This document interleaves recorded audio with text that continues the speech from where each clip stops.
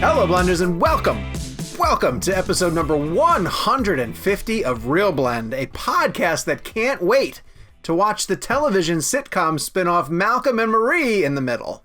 My name is Sean O'Connell, the managing director here at Cinema Blend, also the managing editor here at Cinema Blend, and the co-host of the Real Blend podcast. This week, we'll be talking about, thank you, Kevin, the Willy Wonka prequel, and the two names that are being bandied around for the black and white film Wonk. Chris Evans potentially returning as Captain America, or not, if you listen to Chris Evans. And your favorite movie dogs are going to be the center of the hashtag Movie Dogs Blend, a game that we'll play at the end of the show. But before we get to that, I want to welcome back to the show Kevin McCarthy of Fox 5 in Washington, D.C. Hi, Kev. How are you? Woo! Sean, Jacob, Gabriel. Look how handsome he is. He does look good really to see good. You guys. I like that Ready Player One hat as well, too. I do. That is a great hat. I almost watched that last night. The only reason I ever wear this hat, by the way, if you ever see this hat on, it's because I was too lazy to do my hair. Nice. Wait, are there other hats that indicate other things? It's no, that but hat specific? This is my go-to, like, get out of the shower, like, not put gel in my hair, come downstairs, and do the show hat. Wow. That's the other one, I have a label for it. It says exactly that underneath it. The other co-host who doesn't understand the meaning of the phrase, I did not do my hair. Jake Hamilton of Fox 32 in Chicago. I don't understand the phrase of do my hair. Woke up like this. Yeah, right. That's probably true. Once an hour, every hour, thanks to your dog eating a cupcake. Yeah. Sidebar, my dog is having stomach issues and her tummy hurts. And if he decides to say something this week, producer Gabe. How are you, Gabe? How's it going, guys? Yeah, we got a lot of love for being on the show last week. I did. A lot of love. Generous. Generous as yes. They would like you to be at least a small box somewhere in the YouTube channel. Yeah. Yes. Oh, speaking of, if you're watching us on YouTube, hello, everybody. Thank you very much for following the show on this channel. Make sure that you hit like and subscribe. If you are listening to us where you get your podcast needs met, please head down to the description and figure out where you can go over to the YouTube channel and follow us there, because every once in a while we have a guest and you can watch those guests interact with us. Not this week in particular, because we do not have a guest, but we have plenty of other really cool people coming. If you would like an ad-free access to the show, and in addition, access to a premium show that we record once a week, make sure you head over to bit.ly/realblendpremium. How many different versions of our show do we have? A lot. Just a lot. And they're all like pretty good. So when you add them all together, it's one great film podcast experience. But the premium one, I think, is up to like 25 episodes now at this point. So nice little catalog of really fun sort of bonus episodes. And this week is going to be a fan favorite, a listener mailbag. So we'll be answering some of your questions. You guys have been nice enough. We're at 150 for Real Blend for regular episodes? 150, yes. How many episodes until we enter syndication? And we can just start rerunning? Well, it was 100. It was 100's the marker? Well, I've been earning money. Why are we pushing out new ones, man? We're in syndication. Let's just... I've been earning some residuals off of this. You guys are not getting those checks? Oh, you pulled a Seinfeld. Yeah, right, exactly. Let's get to the weekly poll. Another standard thing that we run every single week on the Real Blend show. And last week's poll, due to the fact that we were now able to see the first 2 episodes of WandaVision, was, and Kevin, I'm going to put this one to you, so you got to pay attention to the answers. So far, WandaVision is ... and here are your choices.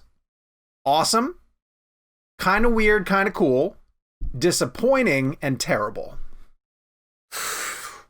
Well, I'm going to answer for myself and say it's awesome. But I'm going to say that the majority of people probably said what's the second one? The kind of cool, kind of weird? Kind of weird, kind of cool, yes. That's the one I'm going to go with, because I feel like, I don't know, because our listeners are really into the MCU, so it probably isn't that weird. But I could imagine like somebody who's not MCU knowledge based and watching the show and being confused.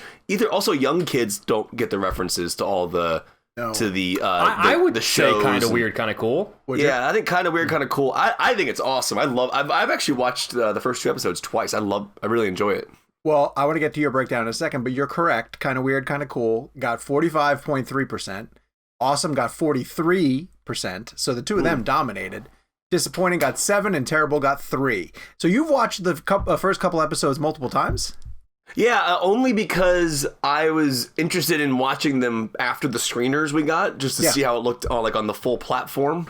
And I got sucked into it. I mean, they're 25, 29-minute episodes. That's kind of why I would love Ted Lasso so much, because they were short episodes, and like you could just like run with it and play with it, and you could put it on for 25 minutes and then walk away. But WandaVision, I got to give props to the prop department, I guess, from the sense that they're doing everything practical in that first episode specifically. All that stuff in the kitchen with the plates and the wine, and like they went old school, like total old school, with wires on the plates and everything. I was very impressed with the obviously the technical aspects of it, the way they did the aspect ratio shifts. I always love the beginning of the first episode. I think it's just the first one that does this, where it's like the full-blown Marvel logo, and then it squeezes into the 4x3, and then it becomes almost like mono sounding.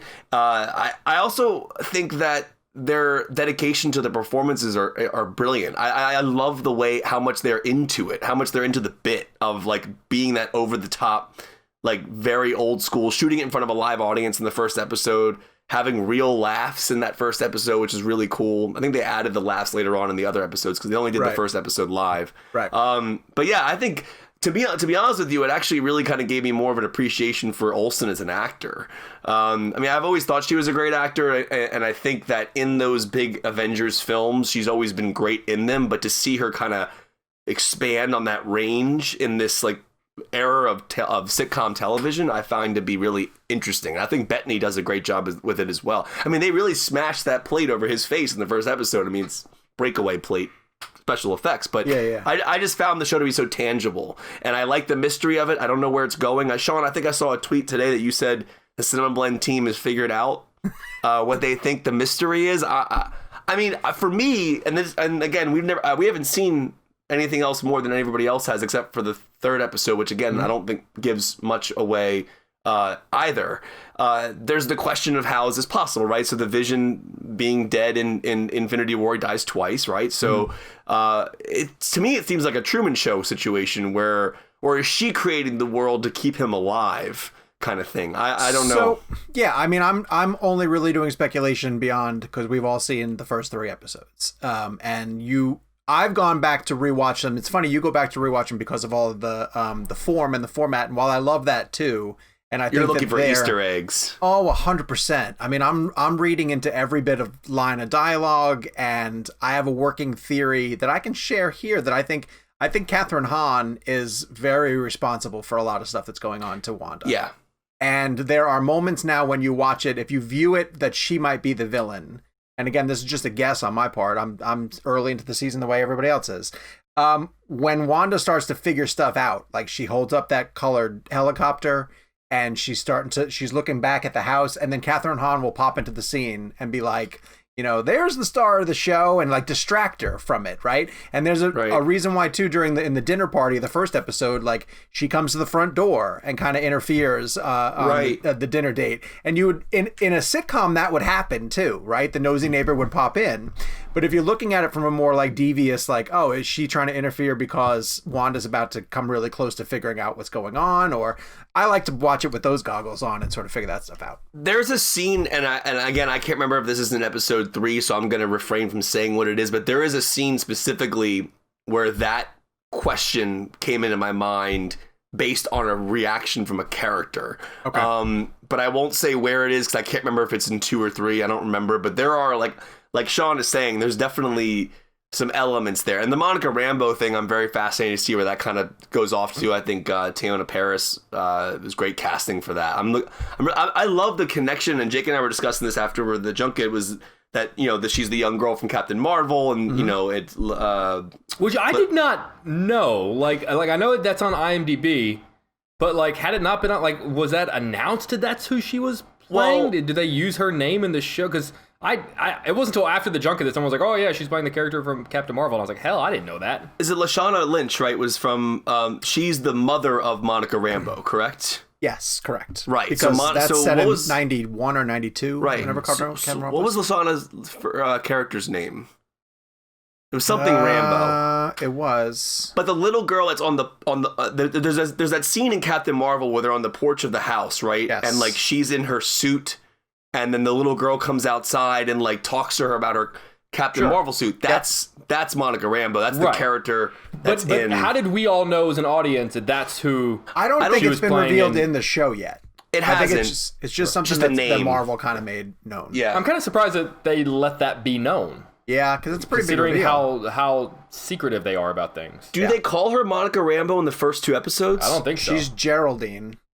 Is her character in the show, like in the episodes that Wanda has created. But when I interviewed her, this is not a spoiler. When I interviewed her IMDb listed her as Monica Rambeau, and she talked at length about the connection. So anybody listening to this, we're not spoiling anything. It's actually out there, but I think Feige said it. I think Feige said it at the investors call that they're going to have Monica Rambeau as a character. So. Because in the trailer you see a gigantic sequence where she seems to be like pushed onto the ground, like, and she's like laying backwards and her face turns over towards the camera. Mm-hmm. Gabe, you were gonna chime in about the name, I think. Well, you asked about Lashana Lynch. Her name in Captain Marvel is Maria Rambeau. Right, and then her daughter is Monica Rambeau. Okay, cool. All right, that makes sense. So does Maria Rambeau not become a superhero as well? I don't think so. What's her storyline? Because at the end of Captain Marvel, are we not going to finish with her? Or is she not going to come back? Because, I mean, technically speaking, Geraldine from WandaVision's mom could still be alive. Yeah. In the but MCU. She might not be, 20 years later, might not be much, have much to do with. She could factor in. I wouldn't be surprised if she factored in. And Monica Rambeau in the comics, to clarify, is the first Black Avenger, right, to actually lead the Avengers, female a Black Avenger, I believe. I think so. I want to say that's in the comics. That's Monica Rambeau's like a big part of her character. And they've got a bunch of other things too, like Captain Marvel 2 she's going to be part of that sequel, and I know they're having a Miss Marvel show. There's plenty of other places where they're going to be able to grow to. I think Lashana Lynch, not to diverge briefly, I think she's going to get handed the James Bond baton. Like, she's a significant character in No Time to Die. She's another 00, because Daniel Craig says at one point in the trailer, like, I met your other 00. And part of what I was getting at when I was saying it's going to be fun to see how they close out Craig's storyline is that I wouldn't be surprised if they passed the baton to her and she carried on the James Bond franchise. Well, isn't she not just when the movie starts? Isn't she not just another 00? Like, isn't she 007 when the movie starts? Oh, is she? Because that was my understanding, that he's like retired when the movie starts. Right. And they have to give the number to someone else. So she's 007 when the movie starts. That would be pretty cool. She was amazing in Captain Marvel. I don't love Captain Marvel, but Agreed. She was a standout. Yeah, I agree. See her. So this brings us to a segment that we did last week where Jake and Gabe and I gave our 5 anticipated films of 2021. Kev, I want to give you an opportunity to weigh in real fast with your films. I'm just going to list these, but do you guys remember yours real fast? Just off top. I don't know yours, so I'm just interested to see what you guys had on your lists. I would have to go back. I know that Spider-Man was on mine. I know No Time to Die was definitely on mine. Ghostbusters Afterlife was there. Yeah. Mine was Dune, Spider-Man 3, Matrix 4, Mission Impossible 7, and No Time to Die. Okay. I went, number 5, I went Last Night in Soho, because I'm really looking forward to Edgar Wright's next film. I mean, I think also a lot of that has to do with Anya Taylor-Joy. After Queen's Gambit, I'm just obsessed with her character, or just her as an actor. It's funny because like recently, I've been doing that. Like I watched Malcolm and Marie recently, and after that movie ended, I became obsessed with Sam Levinson. So I went back and watched.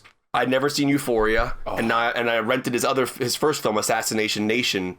So same thing happened with Last Night in Soho, just based on Anya Taylor-Joy's performance in Queen's Gambit. That makes me automatically excited for it, on top of Edgar Wright directing it and shooting on film and everything. Huge movie in the O'Connell house right now is Baby Driver. My boys tend to watch, and for whatever reason, you guys know my boys don't love movies, but they'll find a movie and then they'll just wear it out. And right now they're wearing out Baby Driver. And one of the best soundtracks, if you're a vinyl, if people on listening are on vinyl, it's a great vinyl, and it's a really cool open vinyl. So anyway, that Last Night in Soho, I'm excited about strictly because of those two names. Good one. And I think it got bumped up because of Anya Taylor-Joy. Honestly, I don't know much about this next movie, but I chose it only because of the director is Babylon. I mean, I don't really know what this is. Damien Chazelle. Is that coming out this year?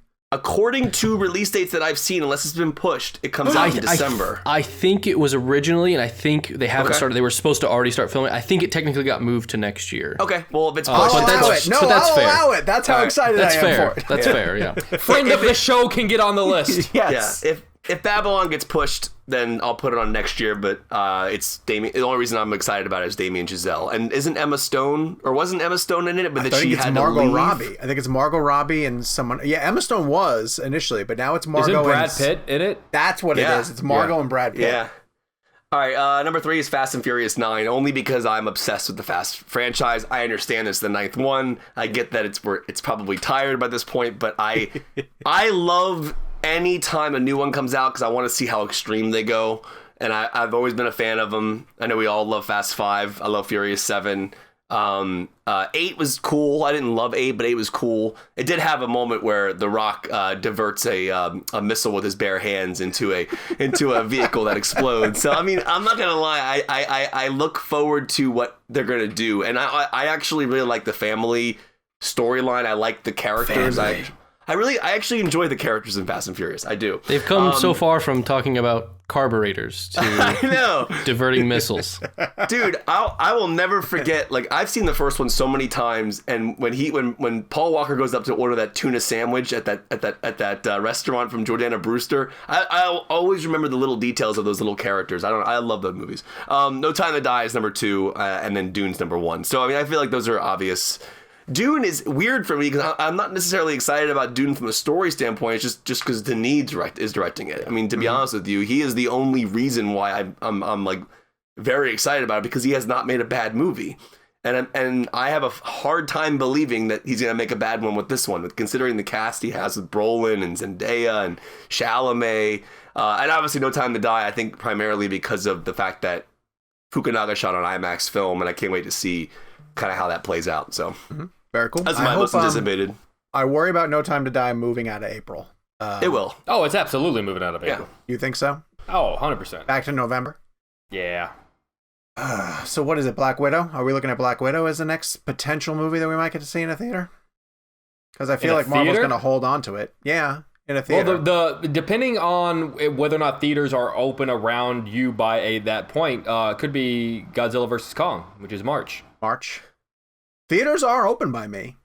Yeah, me too. Chicago just went to the next tier up, so I'm hoping that's moving in the right direction, because that is a movie that I you know, like, and the thing is, it's not that I'm saying, oh my god, it's going to be better than, you know, fill in the blank movie X, but it's one of the top movies I like quite literally want to see on the big screen. Yeah. It's freaking Godzilla and King Kong. Like if there were ever a movie that was made to experience on the big screen, it's Godzilla and King Kong fighting each other. I know. Well, I'm going to jump ahead in our list as well, too, because another movie that I really hope that I get an opportunity to potentially see on the big screen is the SnyderCut. I think... Wait, are you excited about the SnyderCut? Marginally.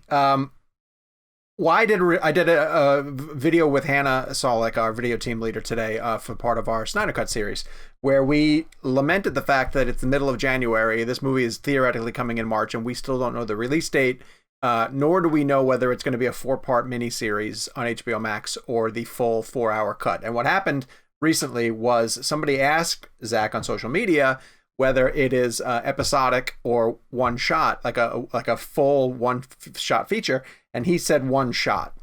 And I don't know if, I still, again, don't know with any clarity if whether he just means that, like, it's his 4-hour version and they just chopped it into 4 pieces, or if now HBO Max is putting out the full 4-hour version. And one of the things that I think that I'm speculating as to why we don't have a date yet is because he's still negotiating behind the scenes to get some type of theatrical release with it, like a day and date type thing, since Warner Brothers has shown interest in doing this with their HBO Max versions. And so it's kind of where we're at now at this point. I'll ask you guys this as well, Kevin, you're more of a fan than Jake is. Jake, you're pretty casual in terms of these movies. Are you interested at all in a 4-hour version? Jake, I'll start with you. A 4-hour version of the Justice League film. Look, I am very much anticipating the Snyder Cut, but I got to be honest.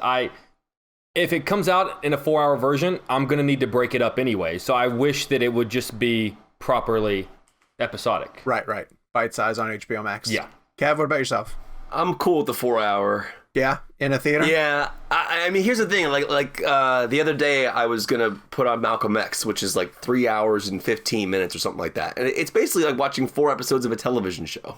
Really, you just our minds are strange, right? Like we sit down and watch a 3 hour film that feels longer than watching 3 1 hour episodes of a TV show, right? For some reason, there's a mental element to it because there's a beginning and the end of an episode, so you feel that you've accomplished something essentially by getting to the end of the episode and jumping to the next. Like I knocked out like 3 episodes of Euphoria one night, and it didn't feel long to me. But there is something to be said about a 4 hour film. We know we talked to Quentin Tarantino for Hollywood about the reasoning they split up Kill Bill and kind of like the cut that he had for the film and everything.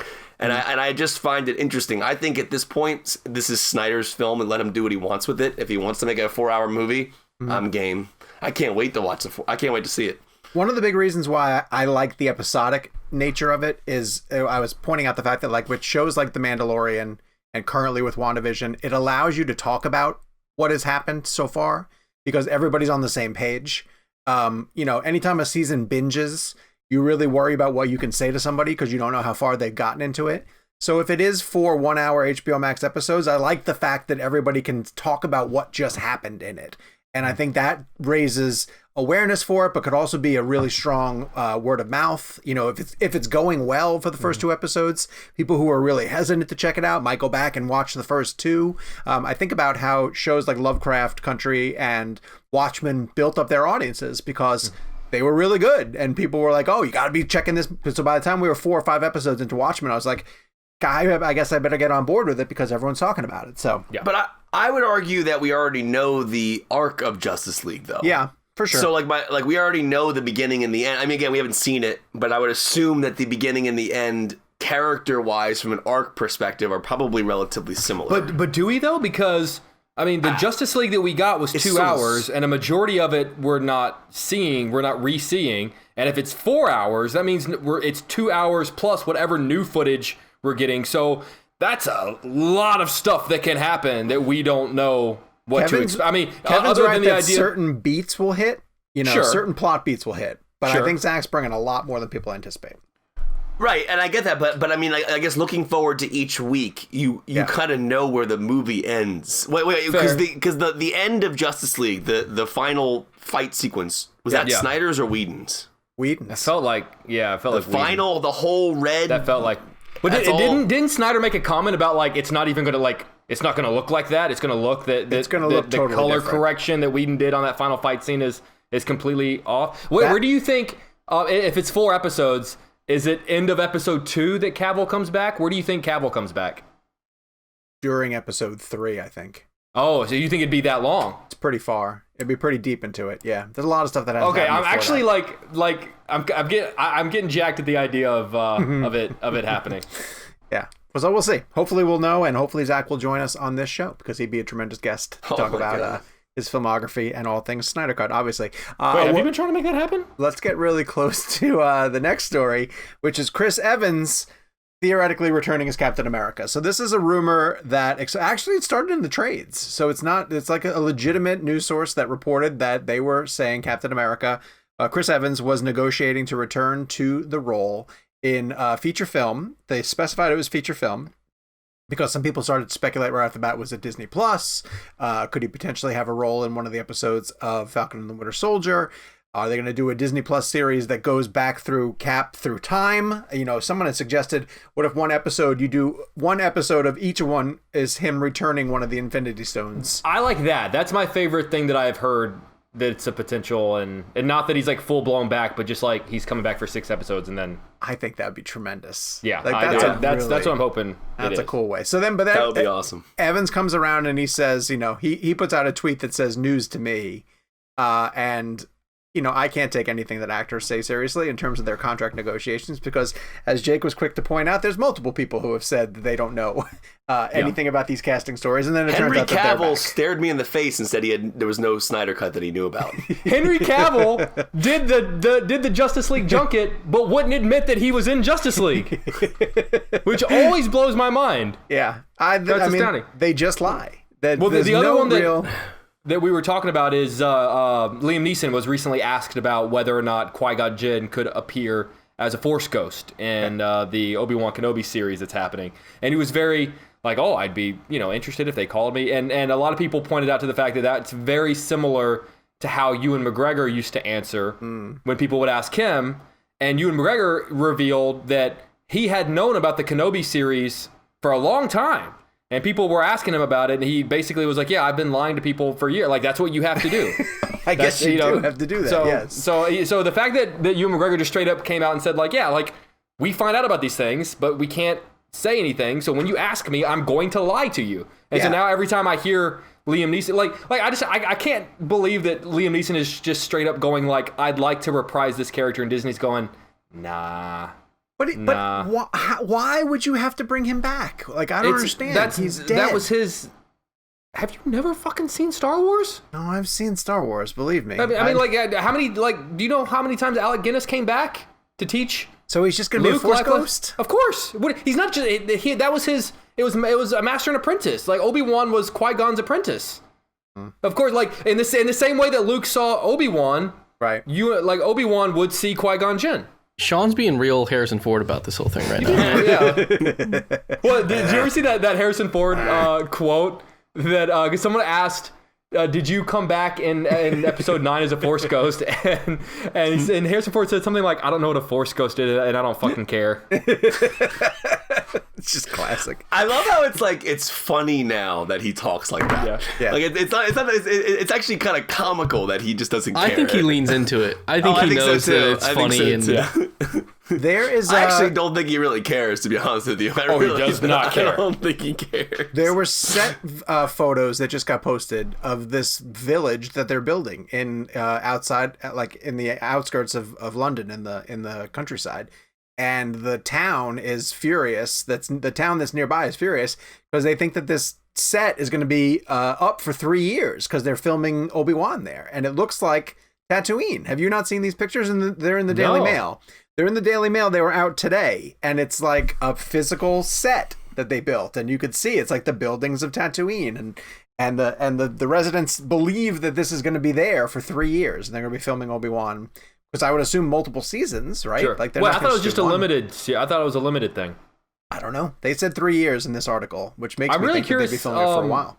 There's some great stuff that happens, I think, in Rebels, where I don't know how much you guys know about like the final fight between Obi-Wan and Darth Maul. And I'm curious as to if we would get live action recreations of things that are already canon. So I'm really curious to see if that, because I'd love to see a live action final fight between Obi-Wan and Darth Maul. We are way off track. Should Evans come back as Captain America? I think if it really does need to be something like the returning the Infinities, because like Endgame, for all the issues I had with it, was a perfect send-off for that character. And I think you got to be really, like, it's so hard to wrap up a character perfectly, and when you do it, to risk within 18 months to risk ruining that for a limited Disney Plus series seems... Kev, that's why you say no? Yeah, I mean, I want there to be stakes in the MCU. I need stakes in order to be emotionally invested in it. And it's like, I just genuinely... I don't want to see... I mean, I don't know if this is blasphemous to say. I don't want to see Downey Jr. back as Iron Man. I don't want to see Evans back as Cap. I just don't want to see it because and not that they're not great in the roles. I actually watched Ultron again the other day, which is not as bad as I remembered it was, but it's pretty good. But I just find that like that finality that I got in Endgame was as a fan after 23 MCU films I feel like that was earned, and I feel like by bringing it back it cheapens it. Devil's advocate. Because largely I agree with you guys. Like, I don't necessarily want to see these guys back. However, if we're about to plunge heavy into the multiverse and you're going to get an alternate version of Captain America who shows up, I don't want them to recast. I would still want Evans to be able to play a version of Captain America if he's not playing the Captain America that we know. Well, see, I would want another actor to play it, because the multiverse being that Spider-Man's played by multiple people. I mean, they're not all Tom Hollands. They're not all Right. I feel like I was just watching. I just ordered the Spider-Verse 4K, and I popped it in before I came down here, and I was listening to Chris Pine in the beginning. There's so many different Spider-Mans in the film. I'm like, I mean, there can totally be. I just don't think. I think Evans needs to move on. I think Evans do another Team movie sequel or something like that. I was kind of hoping when I first saw the speculation about Evans coming back, my first thought was that it was going to be a multiverse in Spider-Man, but it was going to be him as his Fantastic Four character and have Tom Holland be really confused, like whenever he saw him as Fantastic or as Johnny what is it, Johnny Flame or Johnny Torch, Johnny Storm, whatever Storm. And I know, don't shake your, I don't know, but basically have Tom Holland be like, wait, what? I was shaking my head at all of you saying different Johnny names over each other. No one had any clue it was Johnny Storm. No sense. Yeah. So we will see how that plays out. Evan says it's news to him, but we'll see. I'd rather see an entire movie. Sorry, I'd rather see an entire movie based on his Scott Pilgrim character versus him return as God, as I love that's my favorite X. That's such a Big fan. Why wouldn't you be? He's great in that. You're all right in that Evans doesn't need it anymore. Like, I watched his Defending Jacob series. I thought he was really good in it. I liked Gifted. He's directing. Yeah. He directed the movie with Alice Eve too. So yeah. It's fine for him to move on. And Marvel has announced 20-something projects, that they have coming. It's not like they need to revert back to those original characters. So we will see where they go. But speaking of reverting back to characters that we know already, I get to tell you guys who is up for the role of Willy Wonka in a brand new Willy Wonka prequel. That the only reason I am borderline interested in this is that it's coming from the director of the Paddington films, Paul King. And the two Paddington films, if you haven't seen them yet, for God's sakes, put a little joy in your life and go watch those movies because they are fantastic, to the point where Paddington 2 made my top 10 the year that it came out. And both of you guys said you were going to watch it, and I'm sure you haven't yet to this day. Kevin used to say he'd see it on an airplane and still not choose to see it. He would put on Dunkirk for the 100th time. Look, Kevin's got to watch Lost, so back off on your Paddington, all right? That's true. So here are the two names that, according to the reports on the day that we are recording, are up to play a young Willy Wonka. Chris Evans. Timothée Chalamet and Tom Holland. I'll go first. Neither of those sound good to me. Chalamet, I'm interested in Chalamet. Between the two, I'd like to see Chalamet do it. But it's not that neither of them have the ability to do it. I just feel like they're both better than that project. Yes. Like, I'd rather see them do other things. Anything else. Yeah. Honestly. Like, it's I just watched... When you hear Tom Cruise is signed on for another Jack Reacher, it's like... Not that you're going to do a bad job. It's just you're better than this. I watched Tom Holland in Cherry, the Russo's film, and that dude has a ton of talent. And he is primed for really big things and does not need to be rubbing in when you've seen a movie that we haven't seen. Oh, like you don't? Like you don't? I was thinking about it when I was watching Malcolm and Marie the other day. I was really thinking about this. So I don't know what's going to happen with this. I don't really know what the why. Thank you. I just don't understand it. Because Warner Brothers owns the IP. Here's something. I like the Burton version of Willy Wonka. I don't dislike it. I don't remember. I think there are some really interesting things in it. I'm just tired of seeing Tim Burton's version of fill in the blank. Yeah, because it is. I'm tired of Tim Burton's version of Planet of the Apes and Tim Burton's version of Willy Wonka and Tim Burton's version of Alice in Wonderland and Tim Burton's version of Dumbo. Like, dude, like, give me some. I watched Tim Burton hurt you. Yeah. No, am I wrong? Like his career over the last 20 years has turned into putting a filter on a story we already know. Yeah. Like putting the Tim Burton filter. There's a lot of it. I don't even know if that was his fault either. I feel like studios just came to him and offered him a bunch of money to do like his version of everything. Sure. I actually watched Ed Wood for the first time a few weeks ago. I'd never seen Ed Wood. God.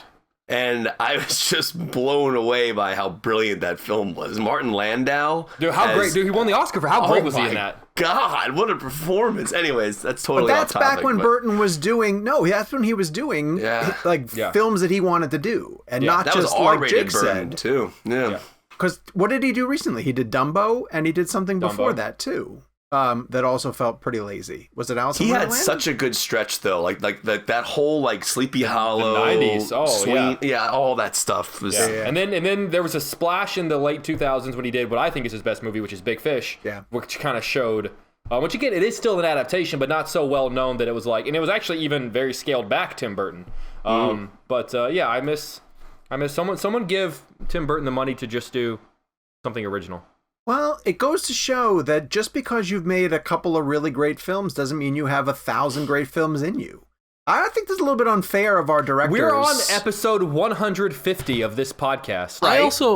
I don't think there's anything wrong with a really good director transitioning, at least for stretches, into being a director for hire. I don't think there's anything wrong with that. You know? But I think it does cheapen the style that he's created a little bit. Yeah, but he's not making. It turns his style into a product. Yeah. But I mean, you're talking about Disney movies. That's the whole. It's a machine. Like for example, when Guy Ritchie did Aladdin, that his voice was not even in that movie. That wasn't. I wish they made a Guy Ritchie Aladdin. I would love to see Guy Ritchie's Aladdin. That probably helped him justify financing a lot of other movies. So it's it is what it is. Someone was just saying that too. Someone's quote came, and not that it's anything new, but like I do one of the big ones in order to pay for the little ones, and it wasn't Guy Ritchie, but it was someone similar to that who said like I got to make this movie because I made. He's still making money off of Aladdin right now. Did Aladdin do $1 billion? Yeah, it is literally Will Smith's most successful film. God. Is it really? Mm-hmm. Wow, that's insane. Which hurts my heart a little bit, to be honest with you. Yeah, people not seen Enemy of the State. We live in. Yeah. Or Bad Boys for Life. All right, let's get to this week in movies. I want to bring up the fact that The Kid Detective, which was number 5 on the Real Blend list of top movies for 2020, is now available on VOD. So there's a lot of people who didn't get to see this in theaters. Sony held on to its theatrical release when it came out, and it just flew under the radar. Rightfully so. It was tough to get to the theaters when the movie came out. It's really different. The movies that we were referring to when we were talking about it in our top 10s, things like Rian Johnson's Brick, things like The Nice Guys by Shane Black, things like Kiss Kiss Bang Bang by Shane Black. Just a really unique original world that was created by this director, and Adam Brody is fantastic as a one-time kid detective who's still trying to solve crimes. And so you are now able to check this out on VOD. I'm going to mention that all three of us cannot recommend it highly enough, and if you want to, after you've seen it, go back through our old episodes, find our interview with the director, and he'll give you, and with Adam Brody, and they'll give you some fantastic insight into the work that they did in putting that film together. Netflix has a movie called The White Tiger that I do not know anything about. Either of you guys seen it? White Tiger? I have not seen that. No. This is, and for people listening, this is a bit of a slower movie week. So these titles are like, rough. It was interesting because last week there was so much. And I know you guys did the show when I was out, like one night in Miami dropped, and I was listening to Stern today. He finally saw Promising Young Woman because that came out on paid VOD this past weekend. And News of the World's on there now. So if anyone listening to this has not heard our previous episode, there's a lot of stuff out there to watch. Tons of stuff out there to watch. Jake has also been able to see, which is coming to limited and VOD, a film called Our Friend, which actually at Toronto last year made a huge splash. It had a screening at the Princess of Wales, and everybody who came out of it was gushing about it. So is it as good as Festival Buzz made out to be? Look, I mean, these days it's a really so Our Friend is a true story about a young woman, a mother, a wife who has cancer, and played by Dakota Johnson, and her husband is Casey Affleck, and they have a friend played by Jason Segel, and basically Jason Segel steps up, is the exact kind of friend that you would pray and hope that you would have under those circumstances, goes above and beyond and helps them beyond measure get through what has got to be the most unimaginable, horrific experience of their lives. It's based on a really, really, really heartbreaking, I think Forbes article that the husband wrote because he was a professional journalist. It's a really tough movie, you know. And when there's a movie like this that is so difficult to watch, for me, in order to recommend it, to like really tell people, hey, you should sit down and spend 2 hours of your life to watch this, good isn't good enough. Because it is so difficult and it is so heavy and it does weigh on you. There's some truly heartbreaking scenes that, for me, a movie like that has to be so unbelievably transcending good that your life is incomplete without having seen it before I can say, hey, like, what, take time out of your life. It's good. It is. And the performances are really good. But with everything, like, I was watching it last week, just with everything going on in the world right now, I just kept thinking, I don't want to watch this. I don't want to be watching this. I was under the impression that the tone was a little bit comedic and a little bit uplifting. Is it not that? Really? Oh, see, I thought the buzz coming out of Toronto was that, like, Jason Segel's kind of like a humorous portrayal. I mean, not to the degree that he normally is. Okay. And are there flashes of, like, a little bit of, but and it's sort of, it's a non-linear the way they tell the story, and progressively as the film works toward the ending, the flashes of humor become fewer and far between.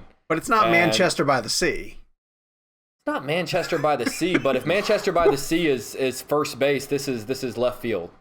Oh my! All right. Wow, that's interesting. So, Kevin, what that means is in baseball, I played center field, man, and I pitched. Did you really? I was on the All Stars, man. Yeah, my dad gave me $20. I caught three fly balls into center field. Why did he give you $20? Because I caught two, and he goes, if you catch one, after I went in to bat in the next inning or whatever, he was like, if you catch one more, I'll give you a $20 bill. And I caught one more.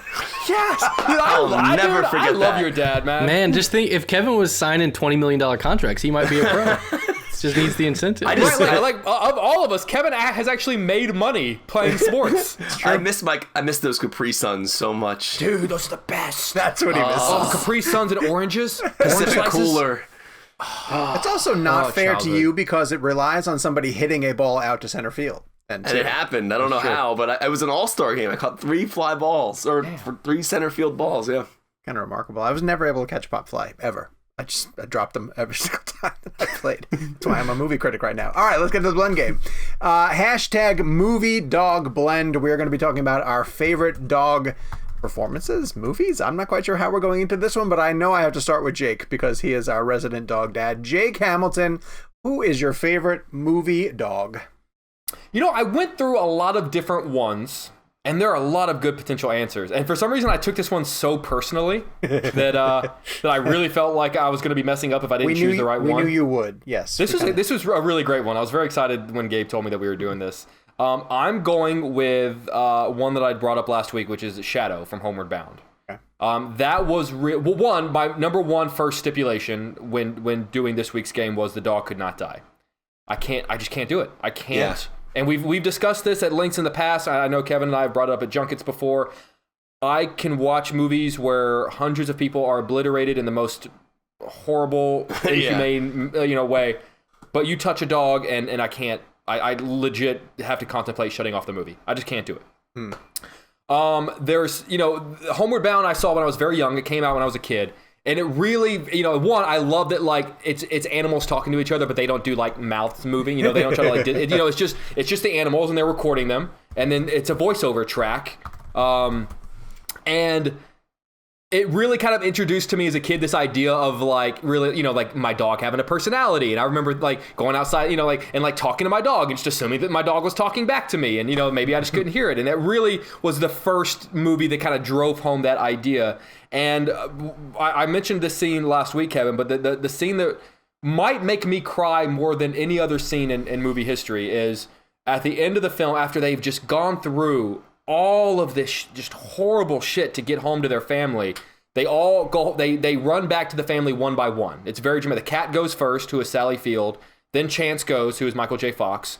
And then there's a beat where you think that, like, Shadow didn't make it. He was older. He was having a tough time. Oh, Shadow was the old one? Shadow was the old one. Who's the voice of Shadow? I can't. Peter Welling? Peter? Okay. Great voice. And the music swells, and it's I'm getting chills talking about it. If you haven't heard the Homeward Bound score, particularly this moment, look, it is a gorgeous score. The music swells as the family catches a glimpse of Shadow limping out of the woods. and the whole family. Oh, I'm getting like legit getting emotional talking about it. And the mother gets like a catch in her throat, and the boy Peter starts running toward the dog, and then the dog Shadow starts like limping toward him. And I will never forget what he says. What he says is like, "Peter, you're okay." And that always struck me because he's just gone through so much shit, should get back to his family. And his first thought is, my human is okay. Yeah. And I always, that's what a dog does. That is exactly what a dog, I'm legit tearing up talking about this. Jake, I have a question for you real quick. Yeah. In Homeward Bound, I'm trying to remember this specifically, the dogs' voices would be in the narration almost. Their mouths wouldn't move, right? Correct, yeah. Could the humans hear it? No. Okay. It's very much the animals can understand each other, but the humans can't, I couldn't remember. And just that scene of them running toward each other and Shadow just saying, "Oh, you're okay." Like after he's like beaten and broken and muddy and gross and him going, "Oh, my human is okay."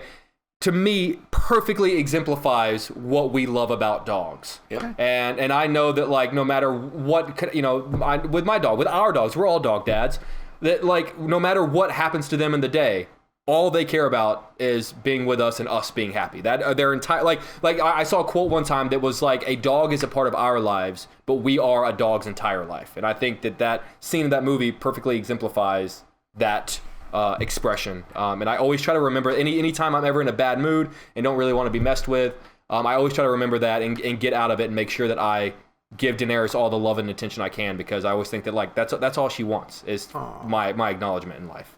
Very sweet. Yeah, so for me, it's Shadow and Homeward Bound. That is very sweet.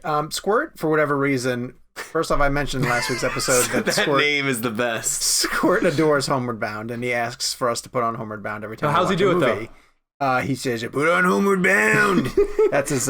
We talked. Okay, Kevin. We talked about all of our dogs having voices. So that's Squirt's voice. Do Jack and Sally have voices? Oh, dude, I have. I'm not even gonna do them here because they're embarrassing. We did our voices last week. It's like baby talk and like Jack has like 10 different names. Oh, I used to Oscar, my dog that passed away in May of last year. He had a voice. It was like.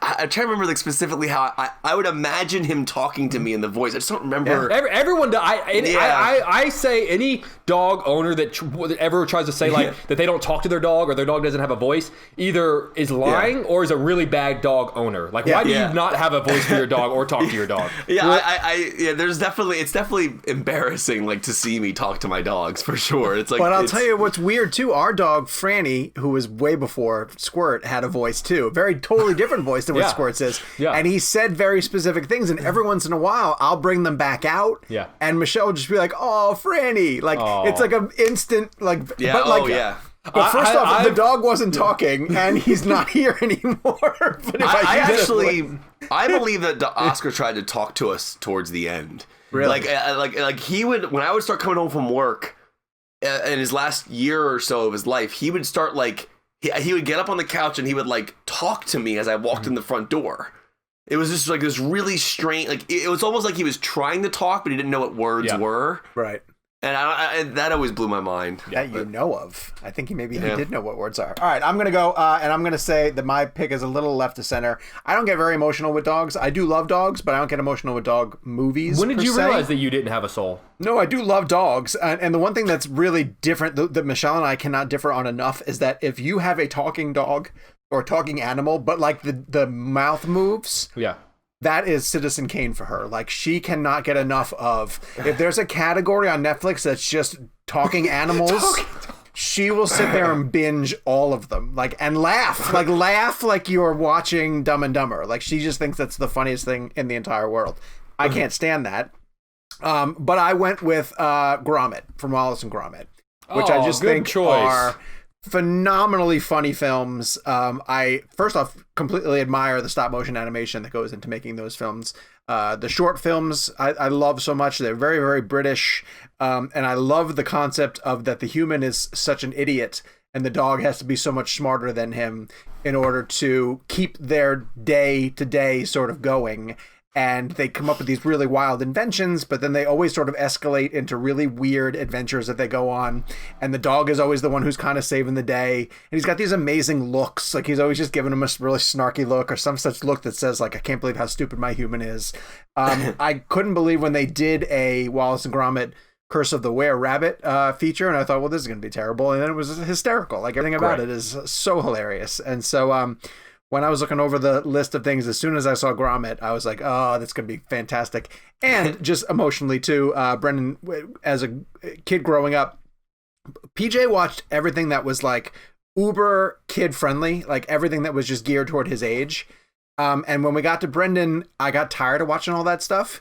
So he went into like Indiana Jones and Gremlins and all these other things like super early, like too early. And I know that I messed him up, you know, somehow really badly by letting him watch all that stuff, because PJ was watching like Little Einsteins and all these other age appropriate things. But the only animated type show that Brendan really latched onto was Wallace and Gromit. And so we would watch those shorts endlessly. And so that's my pick. I'm going with Gromit. That's a great one. Kev, really good one. What do you got?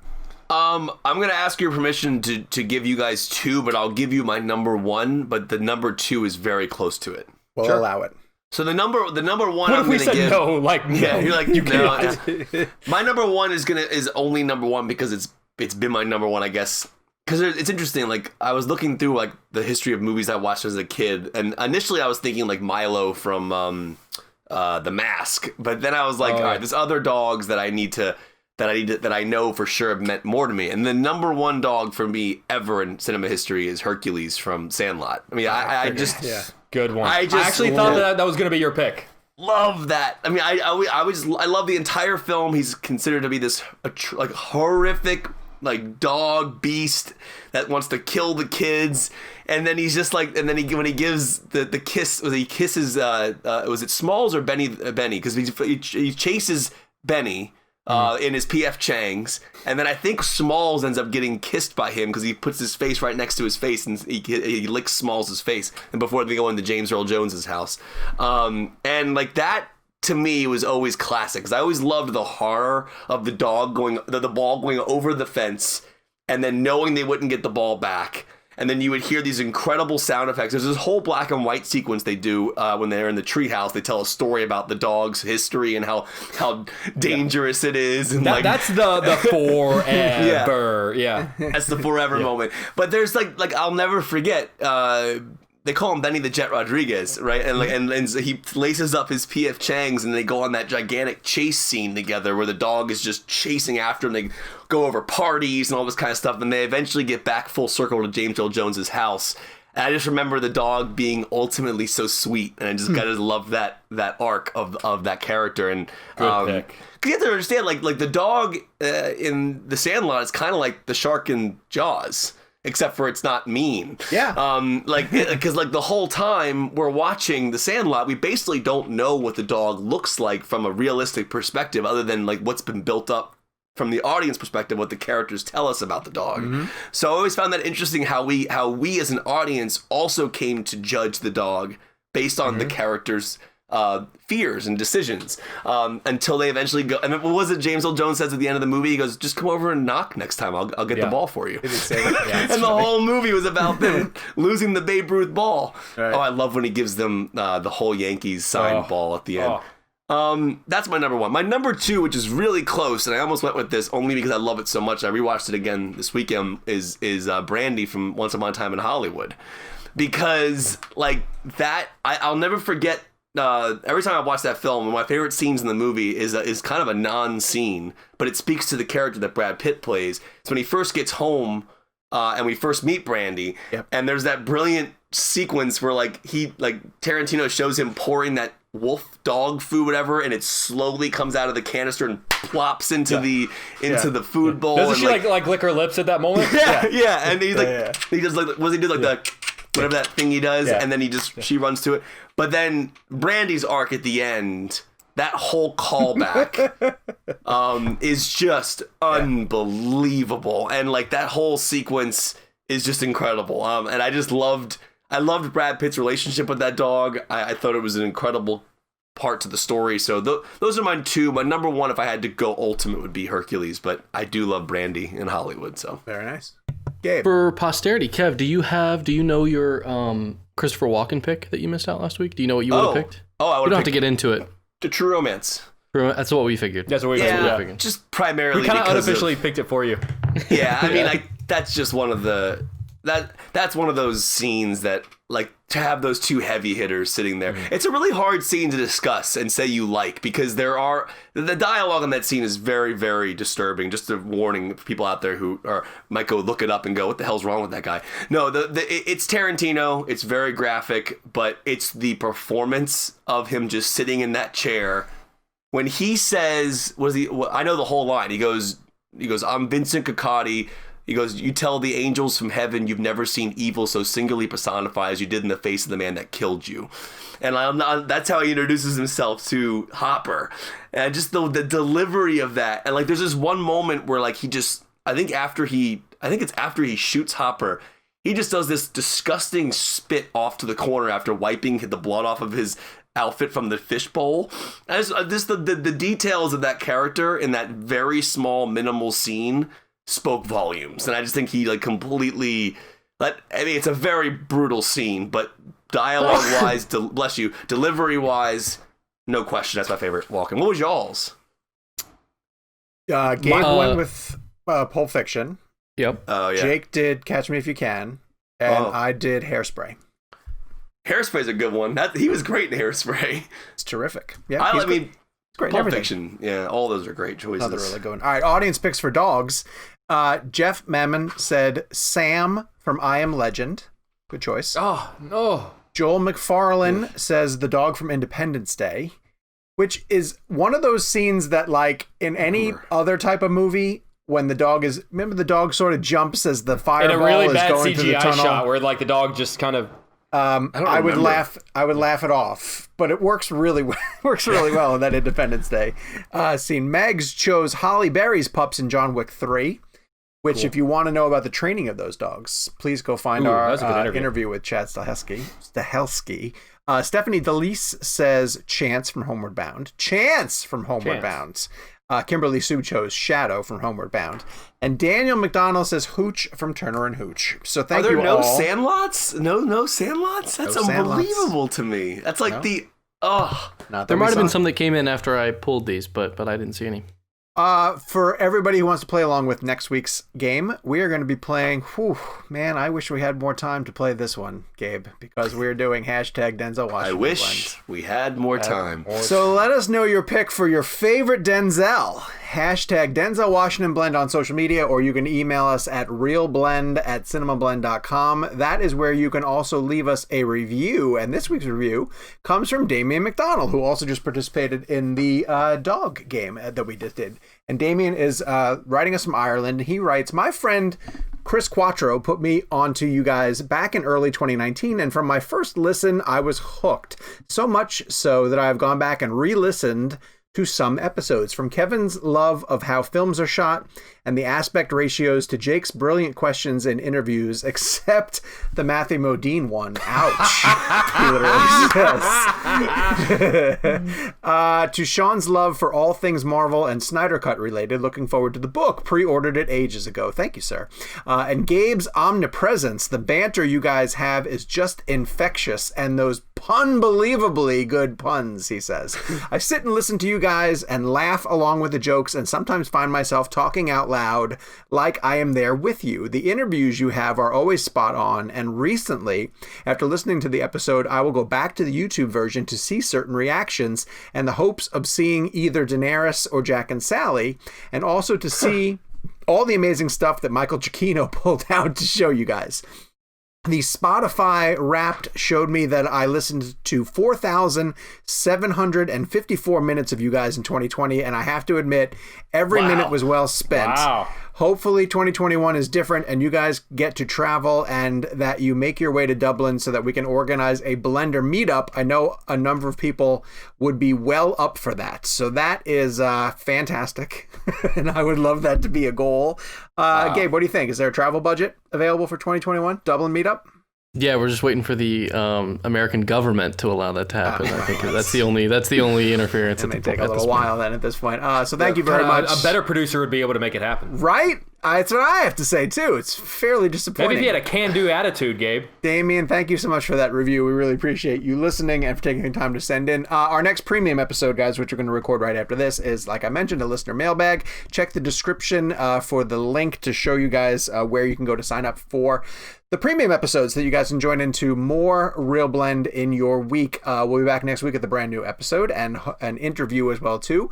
You can, in the meantime, follow us on social media at Jake's Takes, at Kevin McCarthy TV, and at Sean_O'Connell, because we need a new thing to shout out at the end of the episodes to encourage a director to come on. We're shouting out Spielberg titles. And so I'm going to end... Oh, I think I decided what I'm going to have to end my episode with every single week. Until next week, Blenders, we'll see you soon, and Amistad! No, stop. No. What? Stop. Come on! No. Minority No. Report? Minority Report. Minority Report. Thank you.